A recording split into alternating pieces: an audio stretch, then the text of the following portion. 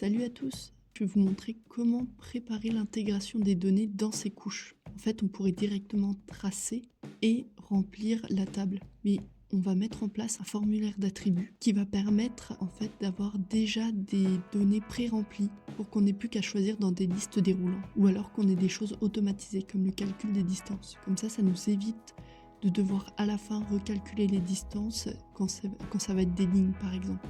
Donc on va commencer pour les établissements scolaires. Donc là, il faut aller dans les propriétés, donc clic droit sur la couche propriétés, et par défaut souvent on est sur information ou symbologie si on vient d'y aller. En fait on est sur le dernier et on va aller dans formulaire d'attributs.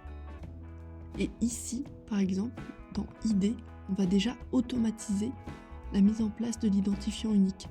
C'est-à-dire qu'on va rentrer une formule pour qu'à chaque fois qu'on crée un point, il y ait un identifiant qui se soit fait automatiquement. Donc la formule, je la copie directement parce que je la connais. C'est maximum, entre parenthèses, ID entre guillemets, qui va être le nom du champ, plus 1. Donc à chaque fois, ça va reprendre le dernier identifiant qui a été enregistré. Donc si c'est 1, il va tout de suite lui mettre plus 1, donc 2. Et ça évite qu'il y ait des doublons. Voilà, donc là on ne coche pas ici, même s'il y a le petit warning. Et on continue. Nom établissement, ça va être de l'édition de texte, donc on va laisser ça libre et éditable. Numéro de rue, c'est pareil. Adresse, c'est pareil. La date, c'est déjà formaté par défaut. Donc quand on ira sur le calendrier, on choisira la date. Ça affichera un petit calendrier. Donc là, ça serait le type d'établissement scolaire. Et pour ça, on va créer une liste déroulante. Donc on va sur liste des valeurs. Et là, on va ajouter.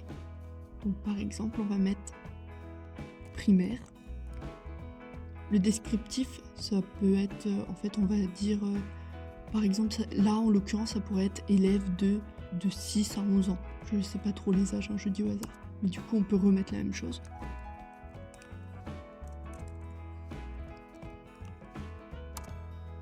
Ensuite, collège.